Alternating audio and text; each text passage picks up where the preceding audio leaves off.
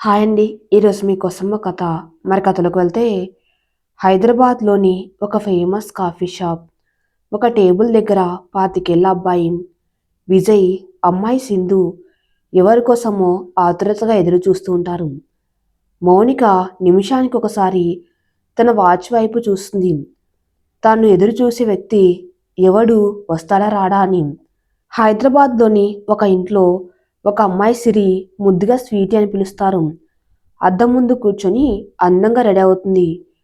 Sweety తల్లి పద్మగారు తన్ని వెతుక్కుంటూ స్వీటీ గదిలోకి వస్తారు. పద్మ, స్వీటీ ఏంట్రా ఇందాకటి నుంచి చూస్తున్నాను, ఎంతసేపటికి రెడీ అవుతావు? అయిపోయిందమ్మా, వచ్చేస్తున్నాను అంటుంది స్వీటీ. సరేరా, టిఫిన్ తినేసి వెళ్దువు గాని. సరే మామ్. కాసేపటికి స్వీటీ రెడీ వస్తుంది. టిఫిన్ తింటూ, అమ్మా నీ మధ్యాహ్నానికి వచ్చేస్తాను, నువ్వు సిద్ధంగా ఉండు, నాన్నను చూడ్డానికి హాస్పిటల్కి వెళ్దాం. పద్మగారు బాధగా కన్నీళ్లు పెట్టుకుని, మీ నాన్నగారికి ఆపరేషన్ జరిగితే అంత నయమైపోతుంది కదా, బాధపడకమ్మా, అంత నయమైపోతుంది, డాక్టర్లు చెప్పారుగా, ఆపరేషన్ కావాల్సిన డబ్బు కూడా మా ఆఫీస్ వాళ్ళు లోన్ ఇస్తామన్నారు. ఒక 2 రోజుల్లో లోన్ శాంక్షన్ అయిపోతుంది. డబ్బు మన చేతికి రాగానే ఆపరేషన్ చేయవచ్చు. నువ్వు దిగులు పడకమ్మా, నాన్నని కలవడానికి వెళ్దాం ఇవాళ అంటుంది స్వీటీ. సరే తల్లి అంటుంది పద్మ. సరేమ్మా, నువ్వు బాధపడుతూ కూర్చోకు, నేను త్వరగా వచ్చేస్తానులే అంటుంది స్వీటీ. సరే, జాగ్రత్తగా వెళ్ళిరా. ఓకే మా, బాయ్ అని తినేసి చేయి కడుక్కొని వాళ్ళ అమ్మకి ముద్దు పెట్టి బస్టాండ్కి బయలుదేరింది. ఇక్కడ కాఫీ షాప్లో మాటి మాటికి తన వాచ్ వైపు చూస్తున్న సింధుని చూసి, సింధు ఎందుకంత టెన్షన్ పడుతున్నావురా, తను చెప్పిన టైంకి వచ్చేస్తుంది, మనమే తొందరగా వచ్చి వెయిట్ చేస్తున్నాం, టెన్షన్ పడకు అంటాడు విజయ్. తను మనం అడిగేదానికి ఒప్పుకుంటే బాగుండురా అంటుంది సింధు. ఖచ్చితంగా ఒప్పుకుంటుందని నమ్మకం నాకుంది. ఇలా వీళ్ళు మాట్లాడుకుంటూ ఉండగానే అప్పుడే అక్కడికి ఒక అమ్మాయి సిరి తెల్లటి చుడిదార్ వేసుకుని చక్కగా జడల్లుకొని నుదుటి మీద చిన్న వైట్ స్టోన్ స్టిక్కర్, కింద చిన్నగా కుంకుమ పెట్టుకొని చెవులకి బుట్టాలు పెట్టుకొని బుట్ట బొమ్మలు తయారయ్యి ఎంత సంతోషంగా వస్తుంది. విజయ్, సింధు, సిరి స్కూల్లో చదువుతున్నప్పటి నుంచి స్నేహితులు. సిరి, విజయ్ చాలా క్లోజ్ ఫ్రెండ్స్. ఫస్ట్ క్లాస్ నుండి 10th వరకు కలిసి ఒకే స్కూల్లో చదువుకున్నారు. సింధు మాత్రం 6th క్లాస్లో వీళ్ళ స్కూల్లో జాయిన్ అయింది. సిరికి విజయ్ మీద చిన్నప్పటి నుండి క్రష్ ఉండేది. ఇద్దరు ఎప్పుడు క్లోజ్గా ఉండడంతో ఆ క్రష్ ఇష్టంగా మారింది సిరికి. విజయ్కి మాత్రం సింధు అంటే ఇష్టం ఉండేది. సిరికి విజయ్ మీద చిన్నప్పటి నుండి క్రష్ ఉండేది. ఇద్దరు ఎప్పుడు క్లోజ్గా ఉండడంతో ఆ క్రష్ ఇష్టంగా మారింది సిరికి. విజయ్కి మాత్రం సింధు అంటే ఇష్టం ఉండేది. సిరితో క్లోజ్గా ఉండేవాడు కానీ సింధు అంటే ఇష్టం. 10th అయిపోగానే ఎవరికి వారు వేరు వేరు కాలేజీల్లో జాయిన్ అవ్వటం వల్ల అస్సలు కలుసుకోలేకపోయారు. కానీ సింధు, విజయ్ జాయిన్ అయిన కాలేజీలోనే జాయిన్ అవ్వడం వల్ల వాళ్ళ మధ్య ఉండే ఇష్టం ప్రేమగా మారి చివరికి పెళ్లి దారి తీసింది. వయసుతో పాటు విజయ్ మీద ఇష్టం కూడా పెరిగింది సిరికి. విజయ్కి సింధుకి పెళ్ళైనట్టు సిరికి తెలియదు. ముందు రోజు నీతో మాట్లాడాలి, రేపు కాఫీ షాప్లో కలుద్దాం అని చెప్పాడు. 10 ఏళ్ల తర్వాత తన మనసుకు నచ్చిన వాడిని కలుస్తున్నందుకు చాలా సంతోషంగా ఉంటుంది సిరి. సిరిని అక్కడ చూసేసరికి విజయ్, సింధు మొహాలు సంతోషంతో వికసిస్తాయి. విజయ్ ఎక్కడ ఉన్నాడా అని సిరి అక్కడున్న టేబుల్స్ అన్నిటికీ చూస్తుంది. అప్పటికే విజయ్ సిరి కోసమని చెయ్యి ఊపుతాడు. సిరి నవ్వుతూ విజయ్ ఉన్న వైపుకు వెళ్తుంది. పక్కన ఎవరో అమ్మాయి ఉండేసరికి ఎవరమ్మాయి అనుకుంటూ ముందుకు నడుస్తుంది. హాయ్ సిరి, కూర్చోరా, నీకోసమే ఎదురు చూస్తున్నాం అంటాడు విజయ్. సిరి అక్కడున్న కుర్చీలో కూర్చుంటూ, ఎలా ఉన్నావు విజయ్, చాలా మారిపోయావు, అసలు గుర్తుపట్టలేకపోయాను తెలుసా అని నవ్వుతూ అడుగుతుంది. బానే ఉన్నాను సిరి, నువ్వు మాత్రం అలానే ఉన్నావు తెలుసా, అందుకే నేను ఈజీగా గుర్తుపట్టేశాను, దాదాపు 10 సంవత్సరాలైంది కదా మనం కలిసి అంటాడు విజయ్. అవును విజయ్ అని అంటూ పక్కనే ఉన్నాం సింధుని చూసి తనెవరు అని అడుగుతుంది. విజయ్ నవ్వుతూ, గుర్తుపట్టలేదా, తను సింధు, మనతో పాటే చదువుకుంది కదా స్కూల్లో. ఓ అవునా, చాలా మారిపోయింది కదా. హాయ్ సింధు అని పలకరిస్తుంది సిరి. మనసులో ఇక్కడికి సింధు ఎందుకు వచ్చింది అని ఆలోచిస్తుంది. హాయ్ సిరి, ఎలా ఉన్నావు? బానే ఉన్నాను సింధు అని పలకరిస్తుంది. ఆ తర్వాత ఎవరికి ఏం మాటల్లో తెలియక ఒక నిమిషం అందరు కామైపోతారు. ఇక విజయ్ నిశ్శబ్దాన్ని చీలుస్తూ, సిరి నీతో ఒక ముఖ్యమైన విషయం మాట్లాడాలి అంటాడు విజయ్. చెప్పు విజయ్. విజయ్ సింధు చేతిని తన చేతుల్లోకి తీసుకొని, మేమిద్దరం పెళ్లి చేసుకున్నాం సిరి అని చెప్తాడు. అది విన్న సిరికి ఒక్కసారిగా గుండె ఆగినంత పని అవుతుంది. అసలు ఇలాంటి జరుగుతుందని అసలు ఊహించను కూడా ఊహించలేదు. రాత్రి నుండి విజయ్ని ఎప్పుడెప్పుడు కలుస్తానని ఎదురు చూస్తుంది. విజయ్ని కలిసి తన ప్రేమ విషయం చెప్పాలని ఎంతో ఆతృతగా ఎదురు చూస్తున్న సిరికి ఒక్కసారిగా తన ఆశలన్నీ కూలినట్టుగా అనిపిస్తుంది. అంత బాధలో తన కంటి నుండి వస్తున్న కన్నీటిని పంటి బిగువున కట్టడి చేస్తూ ఇద్దరిని చూసి కంగ్రాట్స్ అని విష్ చేస్తుంది. విజయ్ సింధు ఇద్దరు కలిసి సిరికి థ్యాంక్స్ చెప్తారు. ఇంతకి విషయం ఏంటి అని సీరియస్గా అడుగుతుంది సిరి. విజయ్ అదే చెప్తున్న సిరి, మేం పెళ్లి చేసుకుని 3 సంవత్సరాలు అవుతుంది, కానీ మాకు ఇప్పటి వరకు పిల్లలు లేరు. నెమ్మదిగా పుడతారు అని 2 సంవత్సరాలు ఎదురు చూసాం, కానీ మేము ఎంత ట్రై చేసినా పిల్లలు కలగలేదు. క్రితం సంవత్సరం మేము డాక్టర్ని కలిసాం. ఇద్దరికి టెస్ట్ చేశారు. ఏదో ప్రాబ్లం ఉండటం వల్ల నార్మల్గా ప్రెగ్నెన్సీ వచ్చే ఛాన్సెస్ లేవు అని చెప్పారు. వేరే రకాలుగా కూడా చాలా ట్రై చేశాం, కానీ చాలాసార్లు ఫెయిల్ అయ్యాం అని చెప్పి ఆపుతాడు విజయ్. సిరికి అసలేం అర్థం కావడం లేదు. అసలే పెళ్ళైపోయిందని తెలుసుకుని బాధపడుతూ ఉంటే వీళ్ళ పర్సనల్ విషయాలు నాకెందుకు చెప్తున్నారు అని మనసులో అనుకుంటుంది. విజయ్ ఆపాక సింధు అందుకుంటూ, సిరి నాలో ప్రాబ్లం ఉందని ప్రెగ్నెన్సీ నిలవదని తేల్చి చెప్పారు డాక్టర్లు. పిల్లలు కావాలంటే సరోగసి ట్రై చేయమన్నారు, లేకపోతే దత్తత తీసుకోవటం ఒకటే మా ఆప్షన్. ఇదంతా నాకెందుకు చెప్తున్నారో నాకు అర్థం కావట్లేదు సింధు. ఇవన్నీ నీ పర్సనల్ విషయాలు కదా అంటుంది సిరి. అవును సిరి, కానీ ఇందులో మాకు నీ హెల్ప్ కావాలి, అందుకే నిన్ను అడుగుతున్నాను. ఇందులో నేనేం హెల్ప్ చేయగలను సింధు, నాకు అర్థం కావట్లేదు అంటుంది సిరి. అదేంటంటే మేము సరోగసీ కోసం చాలా ట్రై చేశాం, కానీ మాకు కావలసిన రిజల్ట్ రాలేదు. నిన్న హాస్పిటల్లో కలిసాం. మీ నాన్నకు 2 రోజుల్లో ఆపరేషన్ చేయాలట కదా, దానికి 50 లక్షలు అవుతుందని విన్నాం. నాకు దత్తత తీసుకోవటం ఇష్టం లేదు. దిలీప్లో ఎలాంటి ప్రాబ్లం లేనప్పుడు తన రక్తం కాని పిల్లల్ని దత్తత తీసుకోవటం కన్నా తన రక్తం పంచుకుని పుట్టే పిల్లలు కావాలి అని కోరుకున్నాను. దీనికోసం నీ హెల్ప్ కావాలి. నువ్వు మాకు సహాయం చేస్తే మీ నాన్న ఆపరేషన్ కావాల్సిన డబ్బు మొత్తం మేము ఇస్తాం. నువ్వేమంటావు అని ఆతృతగా అడుగుతుంది. సింధు చెప్పింది వింటున్న సిరికి అంత షాకింగ్గా ఉంటుంది. అసలు సింధు ఏం మాట్లాడుతుందో ఏం అడుగుతుందో కూడా తనకు అర్థం కావటం లేదు. సింధు, నువ్వేం అడుగుతున్నావు? నాకు అసలు ఏం అర్థం కావట్లేదు, కాస్త క్లియర్గా చెప్పవా అంటుంది సిరి. సింధు గట్టిగా ఊపిరి పీల్చుకొని విజయ్ వైపు చూస్తుంది. విజయ్ కళ్ళతోనే సింధుకి భరోసా ఇస్తాడు. దాంతో ధైర్యంగా, మా బిడ్డని నువ్వు నీ కడుపులో మోసి మాకు కనిస్తావా? నేను తల్లిని కాలేను, కానీ నీ ద్వారా నేను ఒక తల్లిని కావాలని కోరుకుంటున్నాను. ఇందులో నువ్వు భయపడవలసింది ఏం లేదు. లేటెస్ట్ టెక్నాలజీ వాడి విజయ్ వీర్యకణాలు మీ అండంతో కలిసేలా చేస్తారు. అలా నీ కడుపులో పెరిగి నీ నుండి పుట్టిన బిడ్డని నాకు ఇవ్వాలి. ఇది నీకు సమ్మతమేనా? మేము చాలా రకాలుగా ట్రై చేశాం. ఎన్ని రకాలుగా ప్రయత్నించినా నాకు ఫలితం లభించలేదు. నాకు దొరికిన ఆఖరి ఆశ నువ్వే. ప్లీజ్, దీనికి నువ్వు ఒప్పుకుంటే మీ నాన్న ఆపరేషన్ కావాల్సిన అమౌంట్ మేము ఇస్తాము. ఏమంటావని అడుగుతూనే కళ్ళనీళ్లు పెట్టుకుంటుంది సింధు. సిరికి సింధు చెప్పిన మాట వినగానే షాక్ ఉన్నట్టు అయిపోతుంది. ఎంతో ఆశగా విజయ్కి తన ప్రేమ విషయం చెప్పాలని వచ్చింది. కానీ విజయ్కి పెళ్ళైపోయిందని తెలిసి తన దుఃఖానంతా మనసులో దాచేస్తుంది. సిరి మనసులో ఇప్పుడు నా కోసం వీళ్ళిద్దరు వెతుక్కుంటూ వచ్చింది, వాళ్ళకి బిడ్డని కనివ్వటానికా? ఏంటిది అసలు?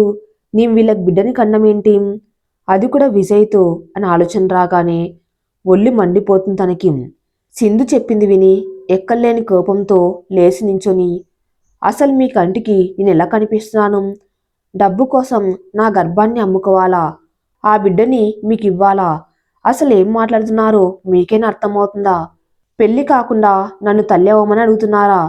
అది కూడా నీ భర్తతో కలిసి అనంటూ గట్టిగా కళ్ళు మూసుకుంటుంది సిరి.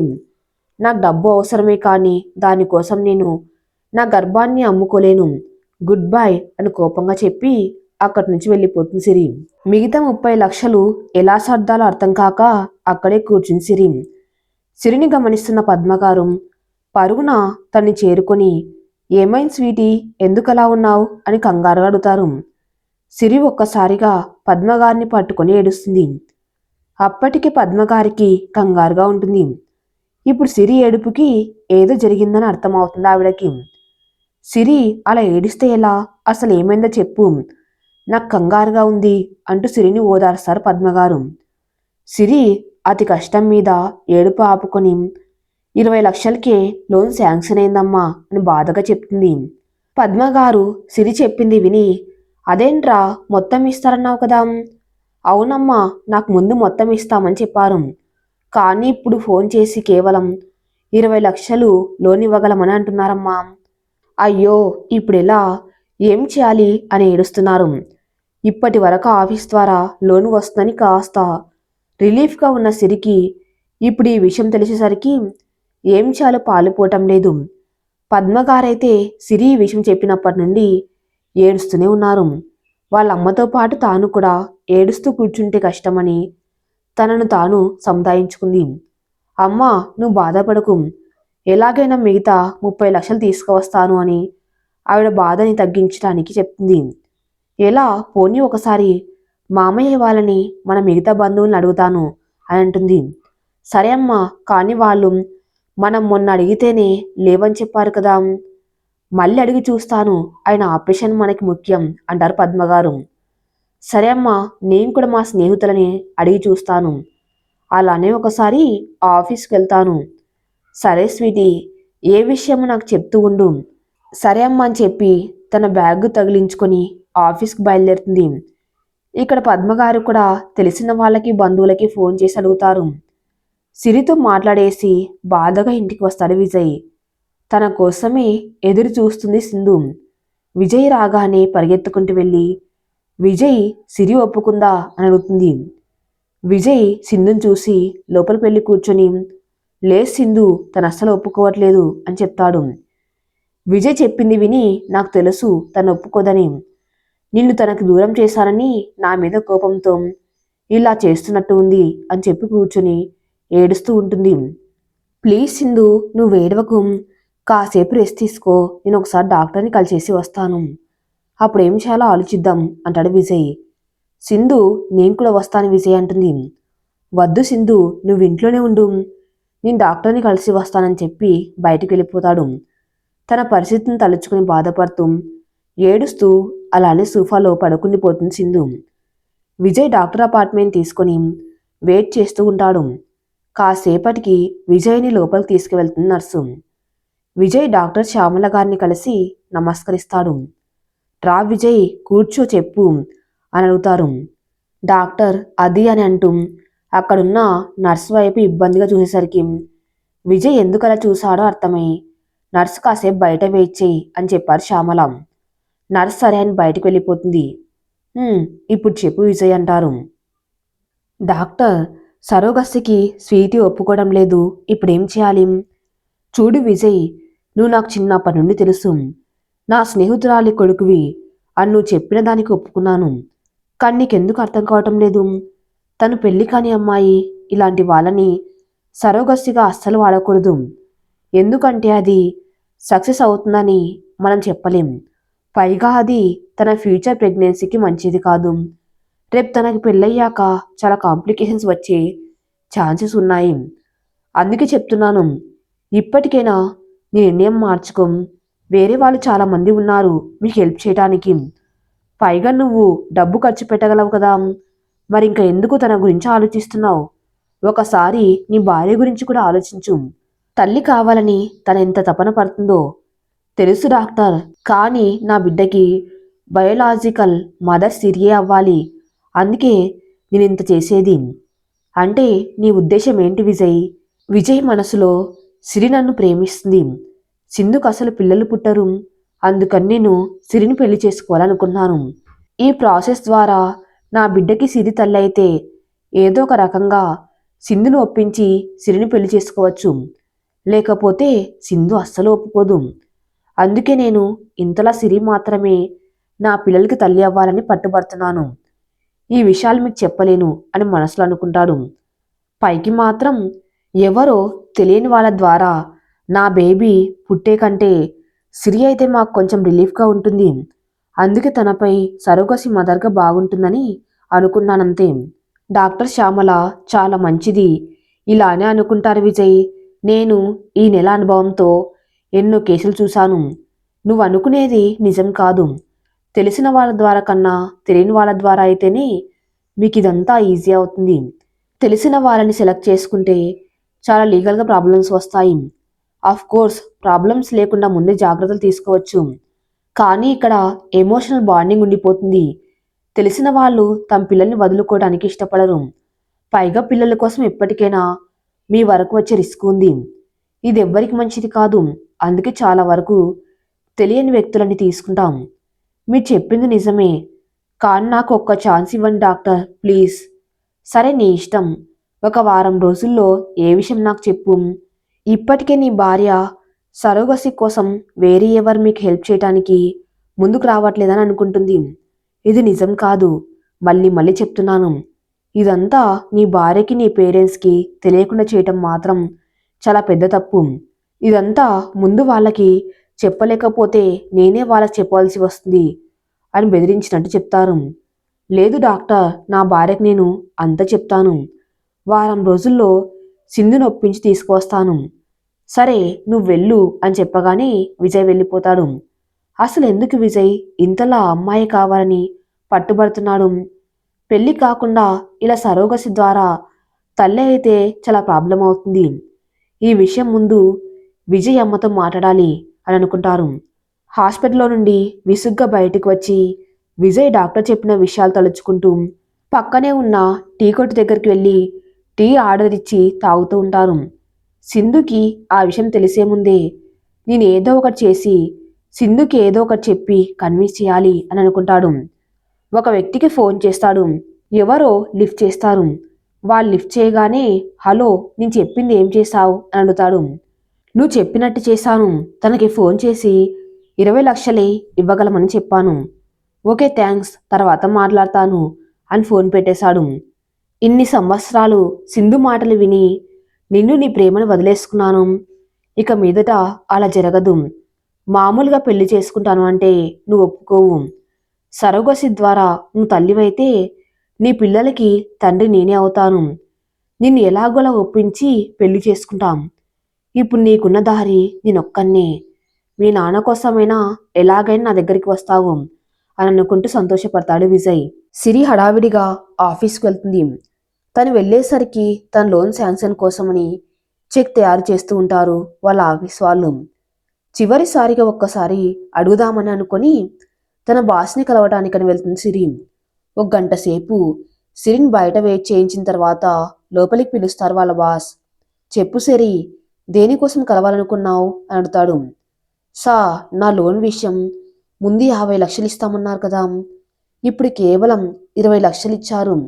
మా నాన్నగారి పరిస్థితి చాలా సీరియస్గా ఉంది సార్. రేపటిలోపు నీ మొత్తం డబ్బు కడితేనే ఆయనకు ఆపరేషన్ చేస్తారు. నా పరిస్థితి కాస్త అర్థం చేసుకుని మిగతా డబ్బు కూడా ఇచ్చేలా చూడండి సార్ ప్లీజ్ అని ఆయన్ని అడుగుతుంది. సిరి పరిస్థితి గురించి తన బాస్కి పూర్తిగా తెలుసు. ఒక ఆడపిల్ల కష్టాల్లో ఉందని సహాయం చేయాలని అనుకుని సిరి ముందు అడిగితే మొత్తం డబ్బు లోన్ ద్వారా ఇస్తామని చెప్పాడు. కానీ విజయ్ తనకి ఫోన్ చేసి విషయం ఇది అని చెప్పాడు. సిరి పరిస్థితి గురించి తన బాస్కి పూర్తిగా తెలుసు. ఒక ఆడపిల్ల కష్టాల్లో ఉందని సహాయం చేయాలని అనుకొని సిరి ముందు అడిగితే మొత్తం డబ్బు లోన్ ద్వారా ఇస్తామని చెప్పాడు. కానీ విజయ్ తనకి ఫోన్ చేసి విషయం ఇది అని చెప్పి సిరికి మొత్తం డబ్బు ఇవ్వకుండా చేశాడు. ఇప్పుడు సిరి ఇంతలా తను అడుగుతూ ఉంటే లోపల బాధగా ఉన్నా కూడా విజయ్తో ప్రాబ్లం అవుతుందని తన నిర్ణయాన్ని మార్చుకోడు. చూడు సిరి, నీ పరిస్థితి నాకు అర్థమవుతుంది. కానీ ఇది కంపెనీ రూల్. మొదట్లో నీ శాలరీని బట్టి మొత్తం లోన్ ద్వారా ఇద్దామనుకున్నాను. కానీ నీ బ్యాక్గ్రౌండ్ అంతా వెరిఫై చేసిన తర్వాత అంత అమౌంట్ ఇవ్వలేమని తెలిసింది. ఈ విషయంలో నేనేం చేయలేను అని చెప్తాడు. అది కాదు సార్, పోన్ లోన్ ద్వారా కుదరకపోతే మీరు పర్సనల్గా ఏమైనా హెల్ప్ చేయగలరా? నేను ఎలా అయినా మీ డబ్బు మీకు తిరిగి ఇచ్చేస్తాను అని బ్రతిమలాడుతుంది. సిరి అంతలా అడుగుతూ ఉంటే ఒక పక్క ఇవ్వాలని ఉన్నాం.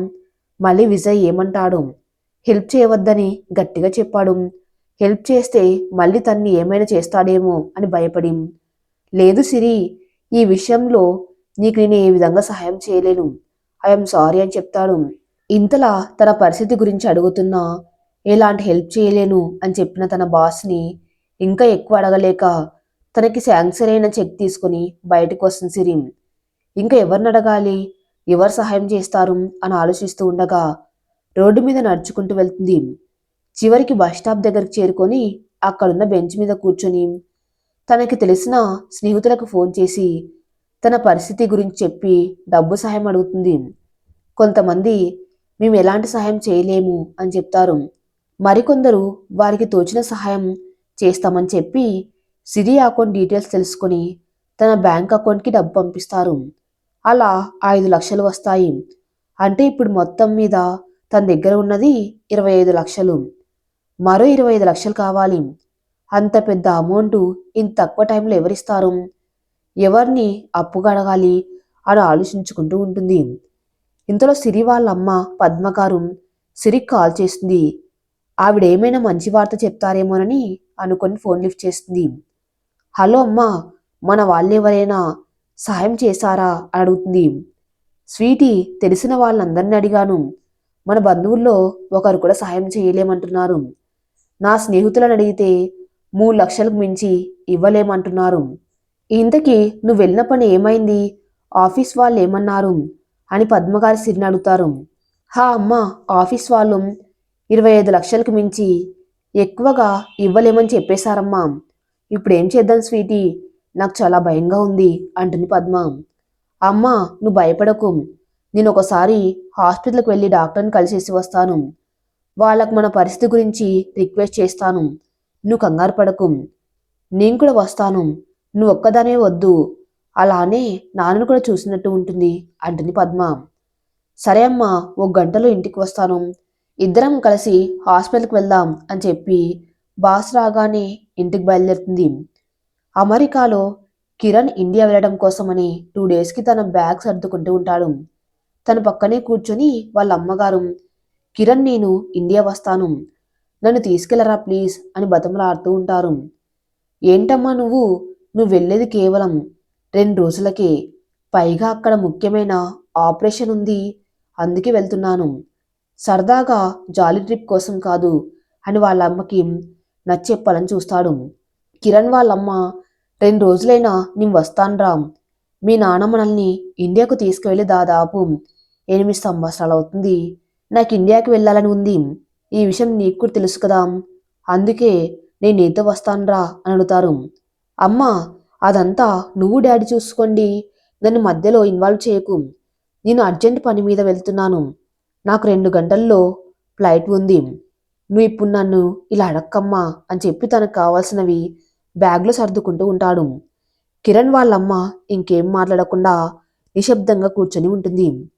కిరణ్ ఇండియాకి బయలుదేరుతూ తన బ్యాగ్ తీసుకొని వాళ్ళ అమ్మ దగ్గరికి వచ్చి, సారీ అమ్మా, ఈసారి ఖచ్చితంగా ఇండియాకి వెళ్దాం, నేను డాడీతో మాట్లాడి ఒప్పించి మరీ ఇండియాకి తీసుకువెళ్తాను, ఈసారి ఇలా వర్క్ మీద కాకుండా ఎంజాయ్ చేయడానికి వెళ్దాం, ప్లీజ్ అమ్మా అలా ఉండకు, ఇక నేను బయలుదేరుతానమ్మా, నేను 2 డేస్లో వచ్చేస్తాను, జాగ్రత్త అని చెప్తాడు. కిరణ్ వాళ్ళమ్మ నవ్వి, సరే నువ్వు జాగ్రత్త వెళ్ళగానే నాకు ఫోన్ చెయ్యి, మీ నాన్నతో నేను చెప్తాలే అని అంటారు. సరేమా, బాయ్ అని చెప్పి బ్యాగ్ తీసుకొని బయలుదేరుతాడు. ఎయిర్పోర్ట్కి రీచ్ అయి ఫ్లైట్ ఎక్కుతాడు. తన మొబైల్లో ఉన్న సిరి చిన్నప్పటి స్కూల్ ఫోటోని చూసుకొని, ఎన్నో ఏళ్ల తర్వాత మళ్ళీ హైదరాబాద్ వస్తున్నాను సిరి, ఒక్కసారి నువ్వు కలిస్తే బాగుండు, ఎలా ఉన్నావు, నువ్వెలా ఉన్నా ఎక్కడున్నా హ్యాపీగానే ఉన్నావని అనుకుంటున్నాను అని అనుకుంటాడు కిరణ్. హైదరాబాద్.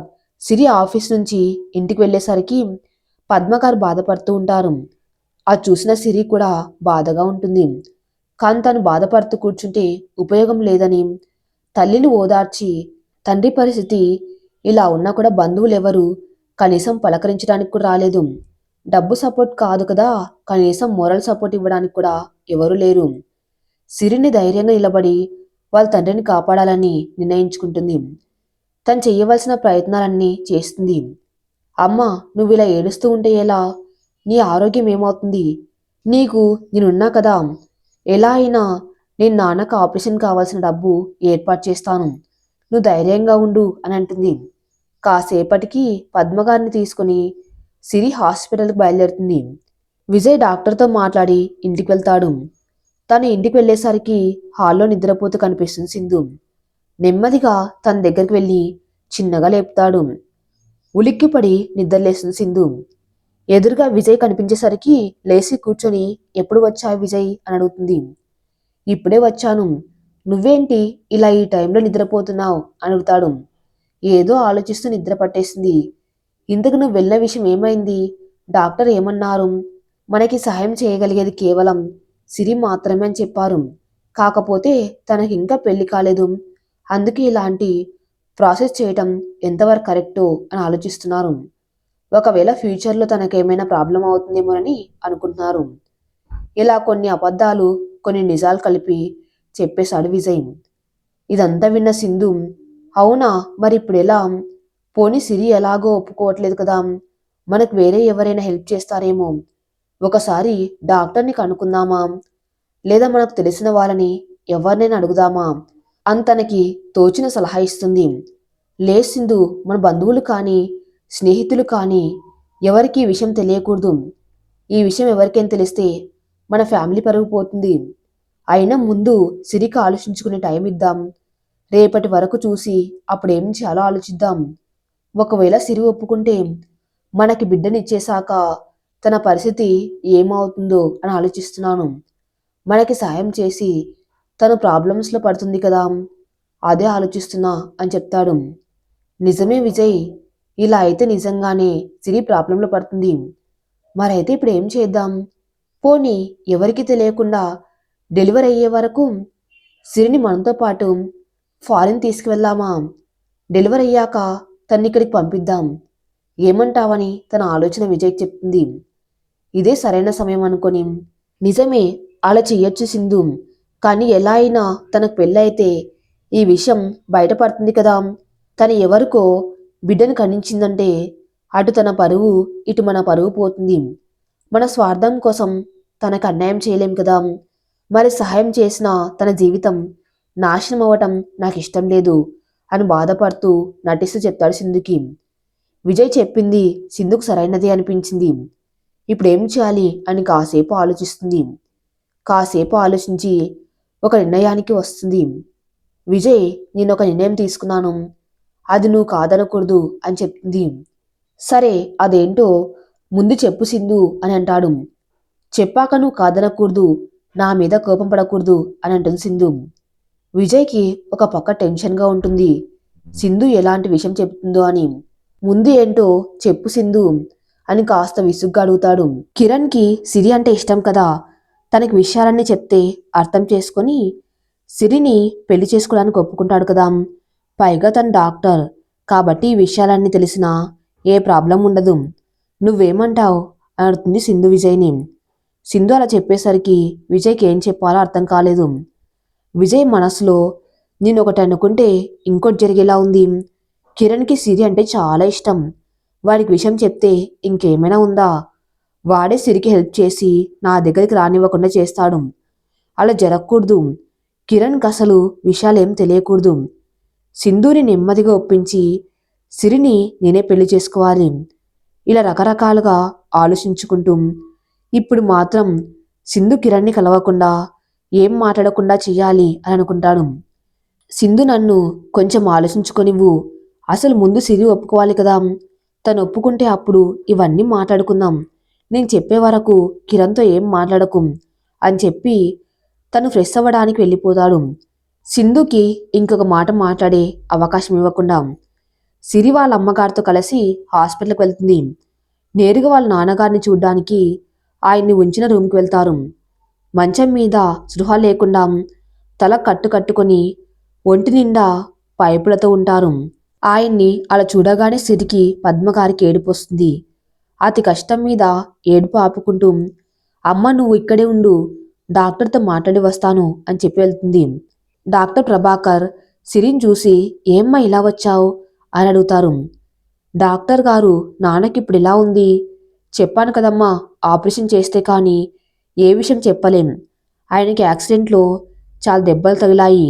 ముఖ్యంగా తల భాగాన ఎంత త్వరగా ఆపరేషన్ చేస్తే అంత త్వరగా కోలుకుంటారు. నా తరపున చిన్న రిక్వెస్ట్.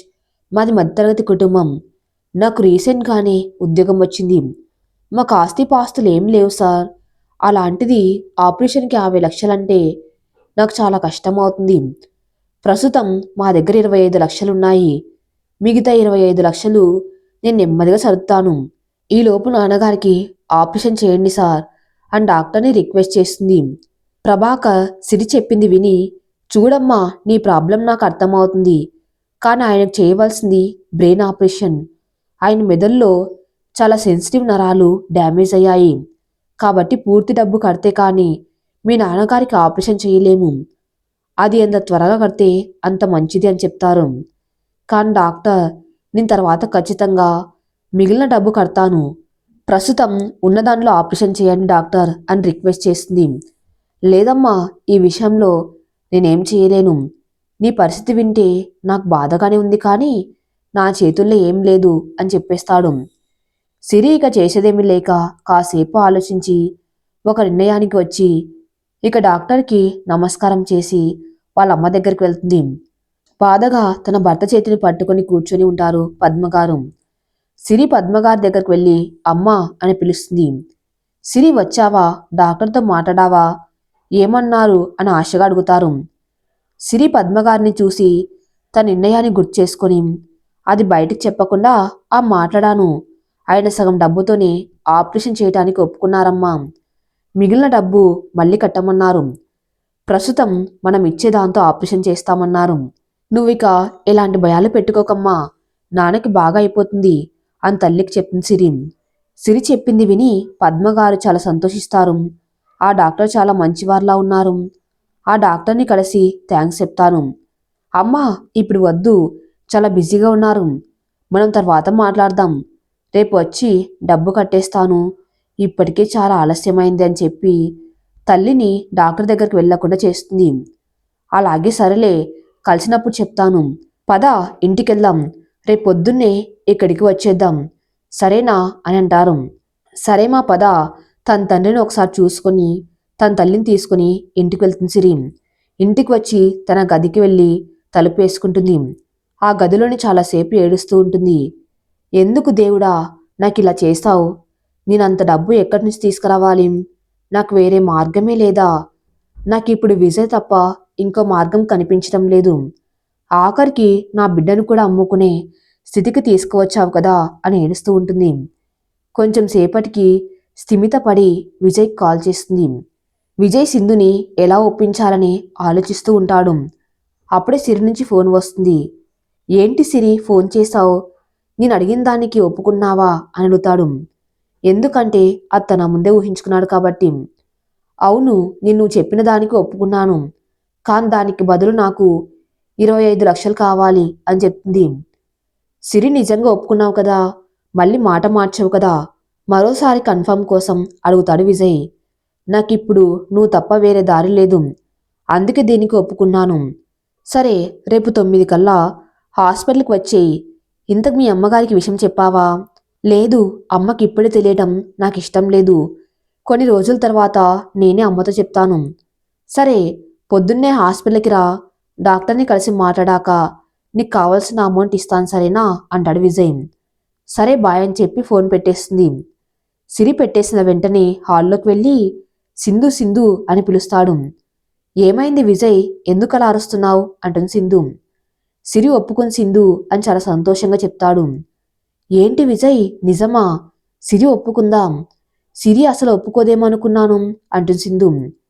సిరి నిజంగానే ఒప్పుకుంది. తనే నాకు ఫోన్ చేసి మరీ చెప్పింది. అవునా, చాలా సంతోషంగా ఉంది. కానీ విజయ్ ఇంత సడన్గా ఎందుకు ఒప్పుకుంది? నువ్వెన్నిసార్లు అడిగినా ఒప్పుకోలేదు కదా అని కాస్త అనుమానంగా అడుగుతుంది. ఏమో, అదంతా మనకెందుకు, మనకు కావాల్సింది సిరి ఒప్పుకోవటం. తను ఒప్పుకుంది కదా, ఇక అవన్నీ ఎందుకులే, వదిలే అంటారు. నిజమేలే అంటుంది సింధు. రేపు పొద్దున్నే డాక్టర్ని కలవడానికి వెళ్దాం. సిరిని కూడా రమ్మన్నాను అని చెప్తాడు. సరే విజయ్ అంటుంది సింధు. విజయ్తో మాట్లాడేసి తన గదిలోని కూర్చొని ఏడుస్తూ ఉంటుంది సిరి. గదిలోకి వెళ్ళి చాలాసేపైనా సిరి రాకపోవటంతో పద్మగారు సిరిని తినడానికి రమ్మని పిలుస్తారు. తనని చూసి వాళ్ళమ్మ ఎక్కడ ఏడ్చాననుకుంటుందో అని నీట్గా ఫ్రెష్ అయి తినడానికి వెళ్తుంది. పద్మగారు వాళ్ళ ఆయనకు ఆపరేషన్ జరుగుతుందని చాలా సంతోషంగా ఉంటారు. అమ్మ, రేపు పొద్దున్నే హాస్పిటల్కి వెళ్ళడం కుదరదు, నాకు అర్జెంట్ పని ఉంది. సాయంత్రంగా హాస్పిటల్కి వెళ్దాం సరేనా అంటుంది సిరి. అవునా, సరే, సాయంత్రం వెళ్దాం. ఇంతకు మీ నాన్నగారికి వాళ్ళ ఆపరేషన్ ఎప్పుడు చేస్తారట అంటారు పద్మగారు. రేపు డబ్బు కడితే ఎల్లుండి చేస్తారేమో అని మనసులో అనుకొని ఎల్లుండి చేస్తారమ్మా అని చెప్తుంది సిరి. ఇద్దరి భోజనం అయ్యాక నిద్రపోవడానికి వెళ్ళిపోతారు.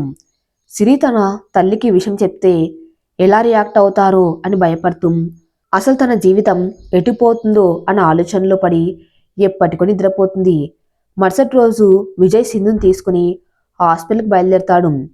సిరి కూడా వాళ్ళ అమ్మతో బయటికి వెళ్ళే పని ఉందని చెప్పి హాస్పిటల్కి వస్తుంది. కిరణ్ ఫ్లైట్ ఇండియాలో తెల్లవారుజామున ల్యాండ్ అవుతుంది. తనకు బుక్ చేసిన హోటల్కి వెళ్ళి గంట సేపు రిలాక్స్ అయ్యి తర్వాత రెడీ హాస్పిటల్కి బయలుదేరతాడు. అది ఒక సూపర్ స్పెషాలిటీ హాస్పిటల్. కిరణ్ హాస్పిటల్కి వెళ్ళేసరికి హాస్పిటల్లో ఉన్న వాళ్ళు కిరణ్ని రిసీవ్ చేసుకుంటారు. హాస్పిటల్ వాళ్ళని కలిసిన కిరణ్, ఇక్కడ గైనకాలజిస్ట్ ఎవరు, పేషెంట్ని ఇప్పటి వరకు ట్రీట్ చేసిన వాళ్ళు అండ్ ఈ కేస్ డీటెయిల్స్ నాకు వెంటనే ఇవ్వండి అని చెప్తాడు. పేషెంట్ని ట్రీట్ చేసిన డాక్టర్, ఇక లేదు సార్, డాక్టర్ శ్యామల గారిని వేరే గైనకాలజిస్ట్ ఉన్నారు, కానీ ఆవిడ ఇప్పుడే రారు. కేస్ డీటెయిల్స్ మీకు ఇప్పుడే పంపిస్తాము అని చెప్తారు హాస్పిటల్ వాళ్ళు. సరే, కేస్ డీటెయిల్స్ నాకు ఇవ్వండి, నేను స్టడీ చేస్తాను, ఓ గంటలో ఆపరేషన్కి సిద్ధం చేయండి అని వాళ్ళతో చెప్తాడు కిరణ్. అదే హాస్పిటల్లో డాక్టర్ శ్యామల గారు వచ్చేసరికి విజయ్, సింధు, సిరి హాస్పిటల్కి చేరుతారు. విజయ్కి సింధు ముఖంలో సంతోషం కనిపిస్తే సిరి ముఖంలో మాత్రం బాధ తెలుస్తుంది. కాసేపటికి వీళ్ళ వంతు వచ్చేసరికి నర్సు పిలుస్తుంది. డాక్టర్ దగ్గరికి వెళ్తారు ముగ్గురు. శ్యామల గారు ముగ్గురిని చూసి కూర్చోమని చెప్తారు. నమస్తే డాక్టర్, తన నా స్నేహితురాలు సిరి, సరోగసికి తను ఒప్పుకుంది. మీరు ఒకసారి చెక్ చేసి ఓకే అంటే ప్రొసీజర్ స్టార్ట్ చేయవచ్చు అని చెప్తాడు విజయ్. చూడమ్మా సిరి, నువ్వు చిన్న పిల్లవి, ఇంకా పెళ్లి కాలేదు, మరి దీనివల్ల నీకు ఫ్యూచర్లో ఎలాంటి ఇబ్బందులైనా కలగవచ్చు, మరి అవన్నీ ఆలోచించుకున్నావా అంటారు శ్యామల గారు. విజయ్ అందుకొని తనకి ఎలాంటి ప్రాబ్లం లేదు డాక్టర్ అని చెప్తాడు. అయ్యుండొచ్చు, కానీ చెప్పడం నా బాధ్యత, సిరికి ఇది ఓకేనా అని మళ్ళీ అడుగుతారు. నాకు ఇష్టమే డాక్టర్, ఇందులో నాకు ఎలాంటి ప్రాబ్లం లేదు అంటుంది సిరి. సరే అయితే నేను ఒకసారి నిన్ను చెక్ చేస్తాను అని చెప్పి తన్ని లోపలికి తీసుకువెళ్తుంది. ఒక 15 నిమిషాల తర్వాత అంతా చెక్ చేశాక బయటికి వచ్చి విజయ్, సిరి పర్ఫెక్ట్లీ ఆల్ రైట్, అంతా చాలా బాగుందని చెప్తారు. సిరి, నీకు లేటెస్ట్ చేయాలి అండ్ ఇంకో విషయం, నీకు అంతా ఓకే అయితే ప్రొసీజర్ ఇవాళ స్టార్ట్ చేయవచ్చు, మీతో కొన్ని పేపర్స్ మీద సైన్ చేయించుకొని స్టార్ట్ చేస్తాం, ఓకేనా? వాళ్ళ ముగ్గురు ఓకే చెప్తారు. శ్యామల గారు హాస్పిటల్ తరపున కొన్ని పేపర్స్ తెప్పించి వాళ్ళకిచ్చి చదివి సైన్ చేయించుకుంటారు. ముగ్గురు వాటిని చదివి సైన్ చేస్తారు. శ్యామల గారు అవన్నీ తీసుకుని ఒక ఫైల్లో పెట్టి మధ్యాహ్నం స్టార్ట్ చేస్తాము, ఈలోపు నీ బ్లడ్ తీసుకుంటారు టెస్ట్ కోసం అని సిరితో చెప్తారు. సరే అని ముగ్గురు బయటకు వెళ్తూ ఉండగా శ్యామల, విజయ్ నువ్వుండు ఒక్క నిమిషం, మీరు వెళ్ళండి అని సిరిని సింధుని బయటికి పంపిస్తారు శ్యామల గారు. వాళ్ళు వెళ్ళిపోయాక శ్యామల గారు విజయ్తో, నువ్వు చేసేది సరైంది కాదు, ఈ విషయం మీ అమ్మకు చెప్తే తను కూడా నిన్నే సపోర్ట్ చేస్తుంది, అసలేంటిదంతా అని కోపంగా అడుగుతారు. ఆంటీ, మీరేం కంగారు పడకండి, సిరికి నేను అన్యాయం చేయను కాబట్టి ప్లీజ్ మీరు ఈ విషయం గురించి మర్చిపోండి, జరగాల్సింది చూడండి అంటాడు విజయ్. మీ అమ్మ ఒకప్పుడు నాకు చాలా సహాయం చేసింది విజయ్. అందుకే నా కెరియర్ని రిస్క్లో పెట్టి నువ్వు చెప్పిన పని చేస్తున్నాం. థ్యాంక్స్ ఆంటీ, దీనివల్ల మీకు ఎలాంటి ప్రాబ్లం అవ్వదు అని చెప్పి వెళ్ళిపోతాడు విజయ్. విజయ్ బయటికి రాగానే సిరి విజయ్తో నాకు 25 లక్షలు కావాలి అని అడుగుతుంది. తప్పకుండా, అదే పనిలో ఉన్నాను, మనీ ఏర్పాటు చేస్తున్నాను. మధ్యాహ్నం ప్రొసీజర్ అవ్వగానే చెక్ నీ చేతిలో ఉంటుంది అని చెప్తాడు. మనసులో మాత్రం ముందే డబ్బిస్తే ఎక్కడ సిరి ఈ పని చేయనంటుందేమో అనుకుంటాడు. తప్పకుండా ఇవ్వాలి, లేట్ చేయకూడదు అంటుంది సిరి. నా మీద నమ్మకం ఉంచు, ఖచ్చితంగా ఇవాళ ఇచ్చేస్తాను అంటాడు విజయ్. సరే, నేను బ్లడ్ ఇచ్చేసి డాక్టర్ ప్రభాకర్ని కలవడానికి వెళ్తాను, మధ్యాహ్నం ఇక్కడికి వస్తాను అని చెప్పి బ్లడ్ ఇవ్వడానికి వెళ్ళిపోతుంది. సిరి బ్లడ్ ఇచ్చేసి డాక్టర్ని కలుస్తుంది. డబ్బు కట్టేస్తే రేపు ఆపరేషన్ చేస్తాము అని చెప్తారు డాక్టర్ ప్రభాకర్. తర్వాత వాళ్ళ అమ్మగారికి ఫోన్ చేసి పని అయ్యేసరికి సాయంత్రం అవుతుంది, ఎలాగో రేపు ఆపరేషన్ చేస్తారు కాబట్టి రేపు హాస్పిటల్కి వెళ్దాం అని చెప్తుంది వాళ్ళ అమ్మతో. వాళ్ళ నాన్న దగ్గర కూర్చొని తన పరిస్థితి తలుచుకుని బాధపడుతుంది. ఇక్కడ కిరణ్ 3 గంటల పాటు ఆపరేషన్ సక్సెస్ఫుల్గా కంప్లీట్ చేస్తాడు. అది అయ్యేసరికి మధ్యాహ్నం అవుతుంది. కాసేపు రిలాక్స్ అయ్యి లంచ్ చేయడానికి వెళ్తాడు కిరణ్. హాస్పిటల్లో పని ఏం లేకపోయేసరికి హోటల్ వెళ్ళడానికి బయలుదేరతాడు. అంతలో తన క్యాబిన్కి ఒక నర్సు వస్తుంది. కిరణ్ తన్ని చూసి, ఏమైంది సిస్టర్, పేషెంట్కి ఏమన్నా కాంప్లికేషన్ వచ్చాయా అని అడుగుతాడు. అదేం లేసా, డాక్టర్ శ్యామల గారికి ఏదో ఎమర్జెన్సీ అయ్యేసరికి ఆవిడ వెళ్ళిపోయారు. మేడంకి ఇప్పుడు చేయవలసిన కొన్ని ట్రీట్మెంట్స్ ఉన్నాయి. చైర్మన్ గారు మిమ్మల్ని అడగమన్నారు, అది మీరు చూస్తారేమో అని కనుక్కోవడానికి వచ్చాను అని చెప్తుంది. ఏమైనా ముఖ్యమైనవి ఉన్నాయా అంటాడు కిరణ్. అవును సార్ అని చెప్పి కొన్ని ఫైల్స్ కిరణ్కి ఇస్తుంది. కేస్ ఫైల్ చెక్ చేస్తూ, ఓ సరోగసియా అని అంటూ ఫైల్ మీద ఉన్న నేమ్ చూస్తాడు. అక్కడ సిరి అని ఉంటుంది. అది చూడగానే సిరి గుర్తొస్తుంది. అందులో పేరు మాత్రమే ఉంటుంది, ఫోటో ఉండదు. నర్స్, నేను వస్తున్నాను, మీరంతా సిద్ధం చేసుకోండి అని చెప్తాడు. ఓకే సార్ అని చెప్పి వెళ్ళిపోతుంది నర్సు. సిరికి పేషెంట్ గౌన్ వేసి ఒక సపరేట్ రూమ్కి తీసుకువెళ్తారు. విజయ్, సింధు ఇద్దరు తనకి ఆల్ ద బెస్ట్ చెప్తారు. సిరిని నర్సు లోపలికి తీసుకువెళ్తుంది. సిరిని ఒక బెడ్ మీద పడుకోబెట్టి నర్సులు మిగతావన్నీ ఏర్పాటు చేసి సిరిని సిద్ధంగా ఉంచుతారు.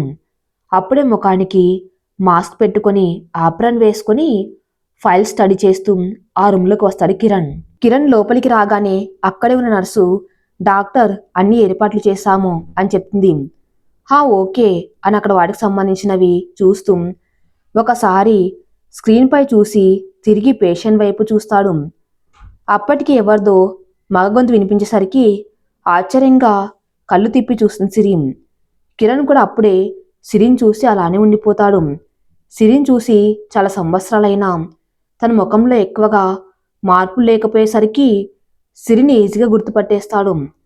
పైగా తన పేరు కూడా కేస్ ఫైల్లో ఉండటం వల్ల తన అనుమానం నిజమవుతుంది.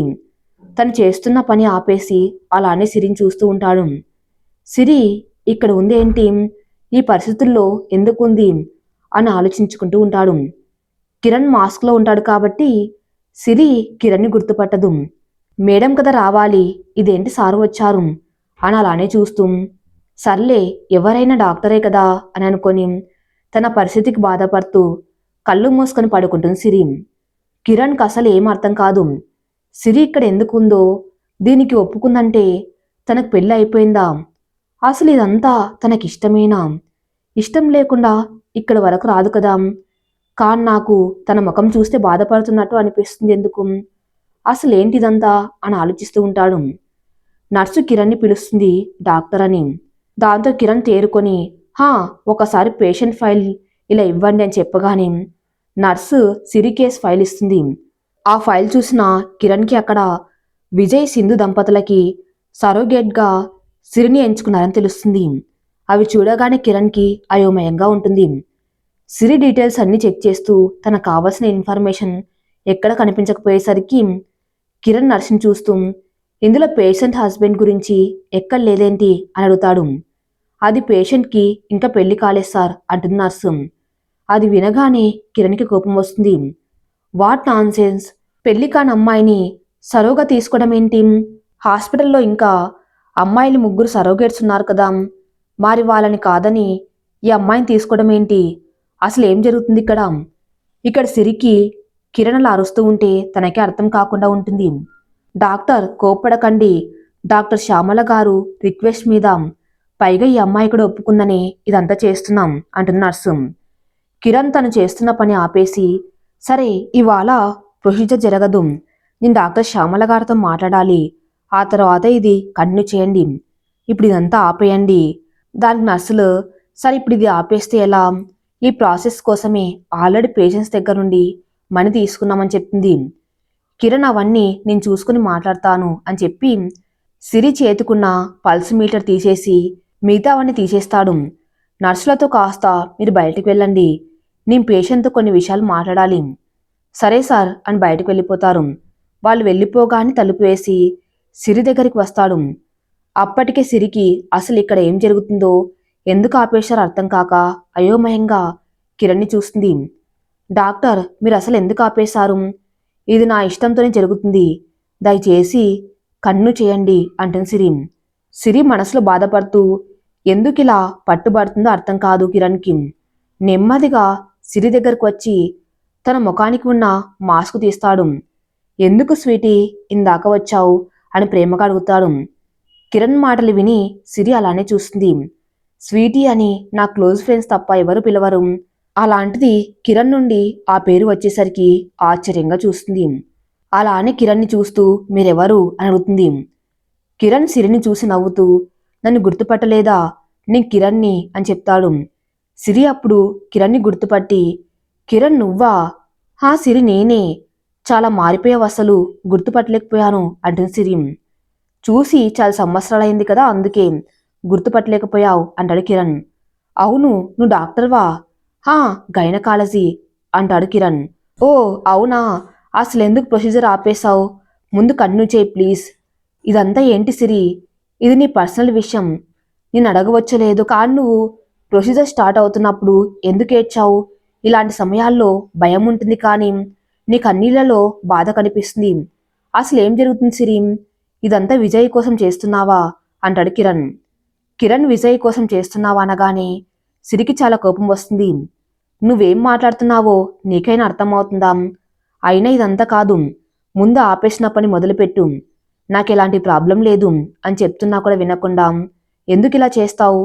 ఈ స్నేహితురాలు ఈ పని చేస్తుంటే తట్టుకోలేకపోతున్నావా, అందుకే ఆపేశావా అని ఆవేశంగా అడుగుతుంది. సరోగసి తప్పు కాసిరి, ఒక డాక్టర్ అయి ఉండి నేనెందుకు అలా ఆలోచిస్తున్నాను చెప్పు.